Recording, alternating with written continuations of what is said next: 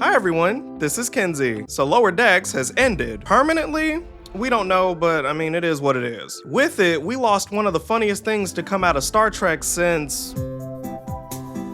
Well, I don't know, I haven't watched much Trek, but it was pretty damn funny to me. I have a lot of love for this show, and it being Valentine's Day, a day synonymous with unrequited love and a lot of heavy cuddling with your body pillow of choice. Don't worry, 2D is better than 3D anyway. This video is gonna get into something that I think only I care about, and that is gossiping about the prominent relationships in Star Trek Lower Decks. Now, just to be clear, this isn't me shipping characters together or anything. Everything I talk about will be sourced in some way from the show itself. This isn't me showing two characters saying hi to each other in a filler episode and taking that as a personal attack that they aren't together. Nah, it's me talking about Tendi x Rutherford and the main reason for this video existing, Jennifer x Mariner. As far as other confirmed relationships go, like Dr. T'Ana and Shax and Boimler x that one parasite thing, I don't really think those would take up more than a few sentences. The parasite was a plot device and Shaxana simply just be fucking and vibing. Those two are literally fine, and the end of the series had no effect on the status of their relationships. When it comes to the previous two though, both of the relationships were changed by the series last season. Do I like these changes? Well, one I actually like quite a bit, and the other one made me sit down in front of a microphone. Going forward, I'm gonna assume that you watched the exact same show that I did, so here's your spoiler warning, take it or leave it. Now, let's talk about it a little bit. But first, I gotta shout out my cameraman because he's sponsoring this one, and I believe at least one of you have heard of this person before. Orange River is a guy. Well, a guy that also does really cool things. He makes content focused on sci-fi media ranging from Star Trek, Metroid, Mass Effect, and even one-offs like detailing the story of John Titor and Cyberpunk, a collab video between the both of us. All of his videos are educational, packed with content, and sometimes just downright silly. So if you don't mind, please go show him some love. I would really appreciate that. He's also writing a Star Trek fan comic called Star Trek Endurance that just completed a second issue with a third on the way. He has played a huge part in me wanting to grow and make banger content like this, so I'm gonna try to support my friend the same way. Big thanks to Orange River, aka Tyler, for sponsoring the video. Based?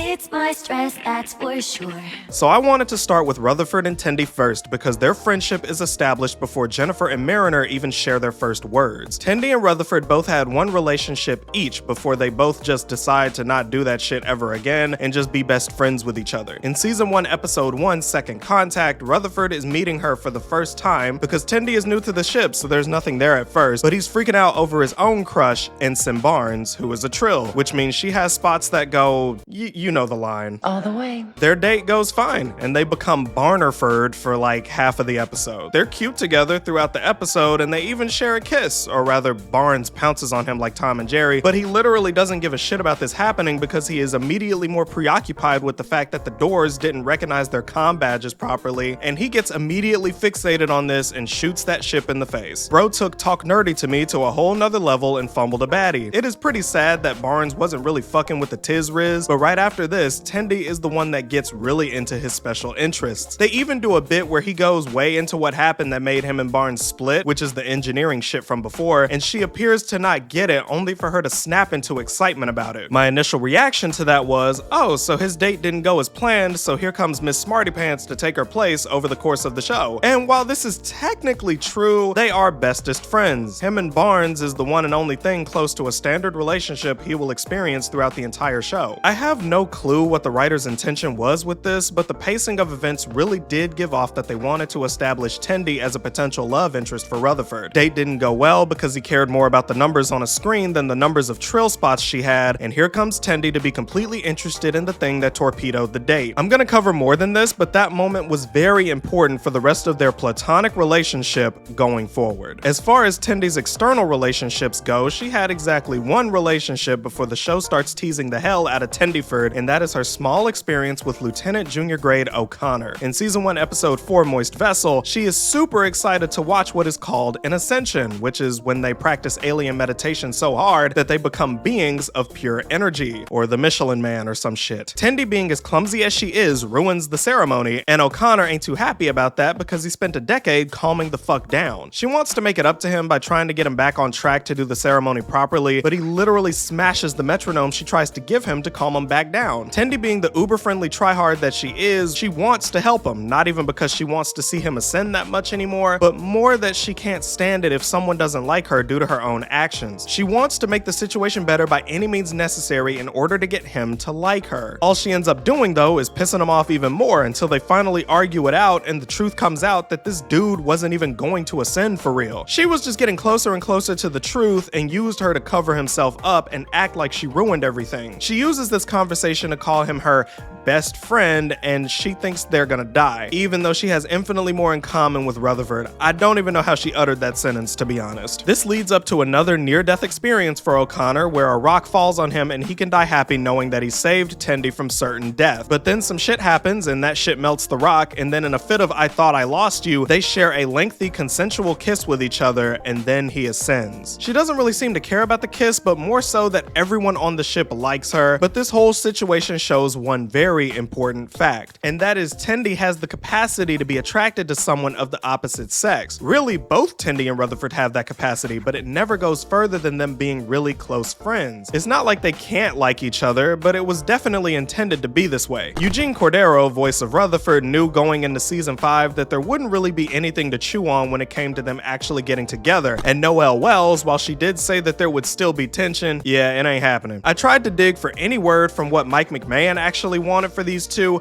but from what I could find, he didn't really give a shit about this either, I guess, and considering what he said about the canonicity of Discovery, yeah, I'm gonna make up my own conclusion since canon is in the eye of the beholder for some reason. At several points in the show, they have put Tendi and Rutherford in very interesting situations that are essentially meant to bait the hell out of people that want them together. They have to go to a love hotel and pretend to be husband and wife, complete with blushing, and rope. It looks like they're fucking an event with their legs hanging out, and other situations where, yeah, they are friends and I'm super chill with that, but it is a fact that Rutherford is into Tendi on a degree similar to Jim being into Pam on The Office. Season 5 straight up confirmed this in the series finale, The New Next Generation, where T'Lyn, the Vulcan, detects his romantic feelings for her, and without a dopamine inhibitor inside of him, he can't control how into her he is in that moment, and it doesn't help that she misconstrues this for him having a potential fever. Essentially, every single bait moment of Tendiford is just that scene from Xenoblade 2 where Nia says, I love you, Rex. and Rex is all like, Nia, I love you too.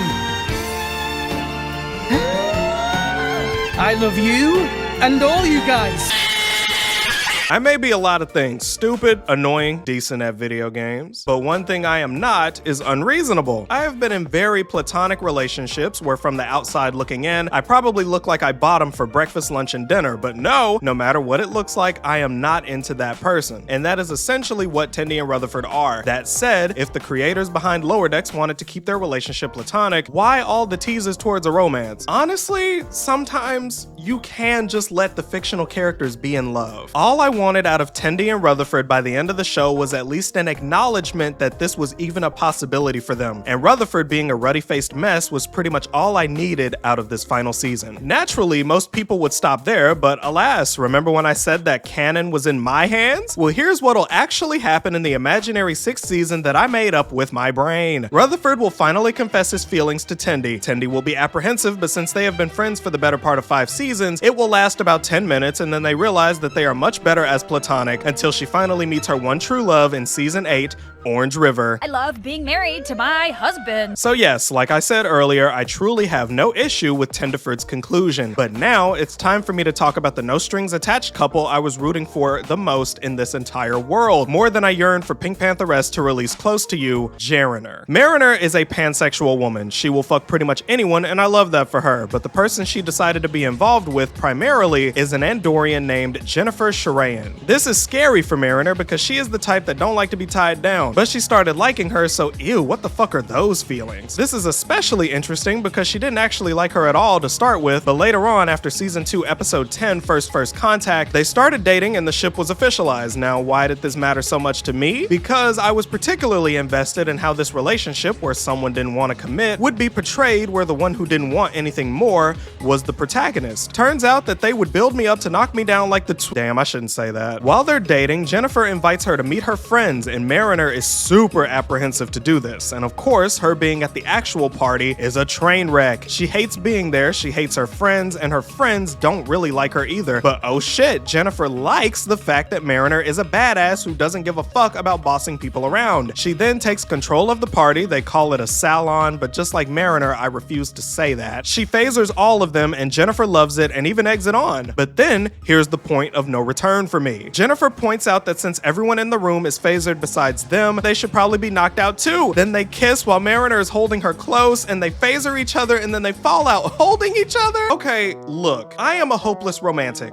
okay? I went through 12 seasons of Grey's Anatomy before tapping out. I am not above living my life through the eyes of cartoon characters. This was romantic as shit. Jennifer, the one who actually loves Mariner for who she is, not because she can be nice, but wants her to be meaner, and Mariner, who is scared of long-term commitment, showing her dedication to the both of them by even showing up to this dumbass party. What Mariner saw as a flaw in her personality was the one thing that had them booed up right here. It was a beautiful scene, and I held on to that for a long time. I was truly happy that one of my favorite characters could overcome their initial feelings of doubt and be herself in a relationship. Here's where the show pissed me off. Why are you blue? They took all of that and threw it away, pissed on it, and left it outside to rot. In season 3, episode 9, Trusted Sources, a journalist comes on board the Cerritos and questions everyone on just what being on the Cerritos was like. Because Mariner is kind of a loose cannon and a firecracker of sorts, they try their damnedest to keep her away from the journo at all costs to keep her from talking shit about it. She sneaks in anyway, and the journo soon after gives off the vibes that she heard terrible shit about the ship culture. Everyone, including her mother and Captain Carol, thinks that this is Mariner's fault, and they exile her. And the one person she turned to believe her is Jennifer. Jennifer doesn't believe her at all and says that she fucked over the whole ship with her interview and stops talking to her for good, even though she said explicitly that she liked her being impolite and crass and a take charge type of person, but I guess when it's at the expense of others, that's not cool, and that's understandable. Now, in reality, Mariner was not the one that spread these statements about the Cerritos, but it was in fact every single other person aside from her. Hell, Mariner was the only one that gave the journal a really wholesome story about the real Cerritos experience. Now, this news did spread across the ship after the interviews aired on TV, and the main characters knew that she was innocent after this, but guess who didn't change their tune after the good news started circulating? Yeah, Jennifer is still not talking to her after this,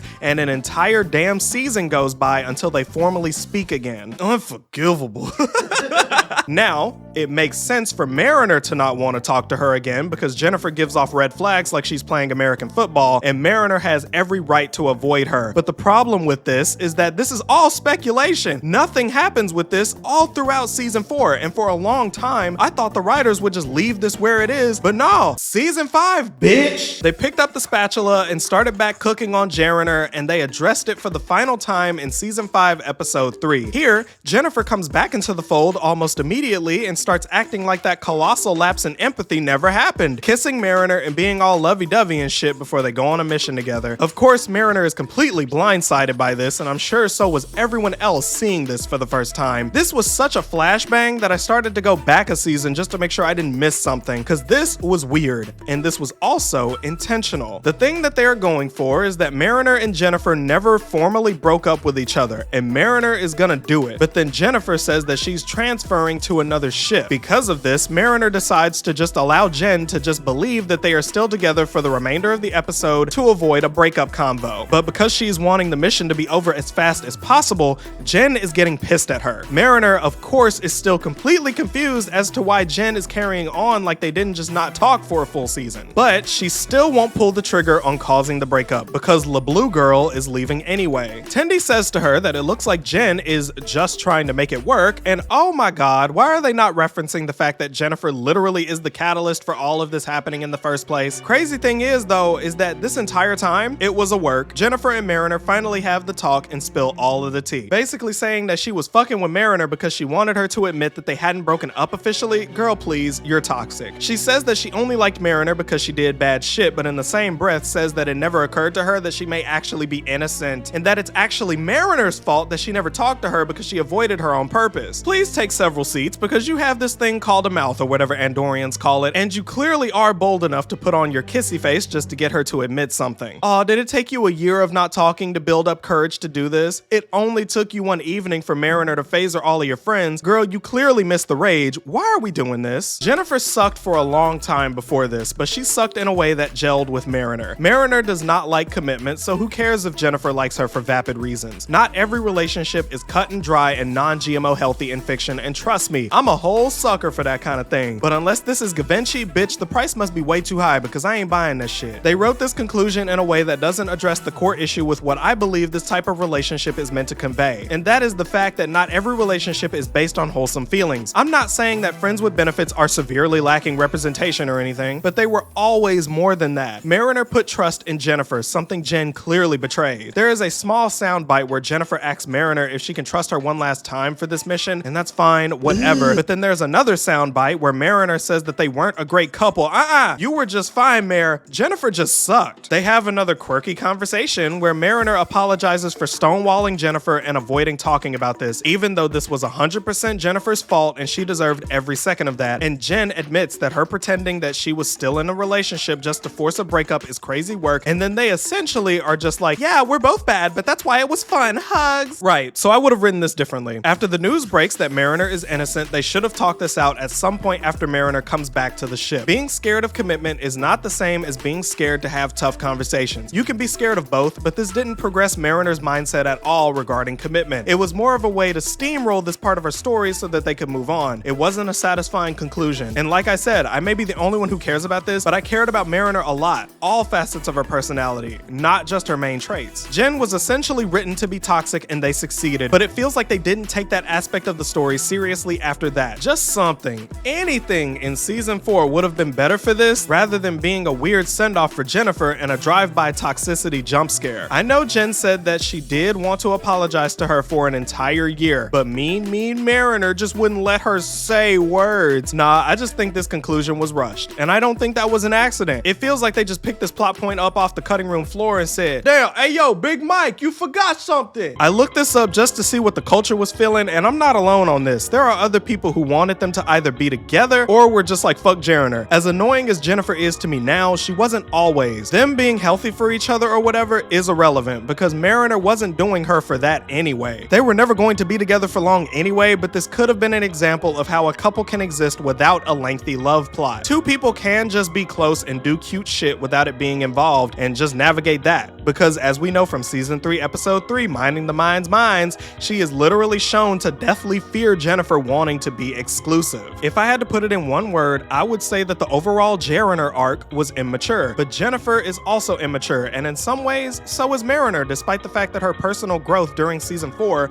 was monumental. I understand that Mariner was never meant to be much, but the fact that they went back to conclude it means that it mattered to someone. They spent money on that. I believe that season 4 should have had something to bridge the gap between the no strings attached to Jennifer sucks arc and the force you to break up with me conclusion, because what is there now is insufficient in my opinion. If Jennifer can jumpstart a full episode of A Game of Chicken, I wholeheartedly believe she could have done this in season 4 with no problems. Mariner stonewalling or not, open your mouth. Even an animated comedy can have serious character moments, not just this goofy shit. Aside from that though, no matter what I feel, the show is over, and they leave off as friendly, and Jennifer ain't in the picture anymore, so I don't know, maybe I'm just overthinking this shit, but then again, I'm allowed to. I love this show. But that's enough of that for now, a bitch tired. If you enjoyed that and you want to hear me talk about more shit like this, well, this is far from all I got, so you should subscribe and check out my videos. I just put out a big ass video on this other adult animation called Hell of a Boss, and that would be sick if you watched it. And if you really liked what you saw, I got a Patreon where you can get early access to videos,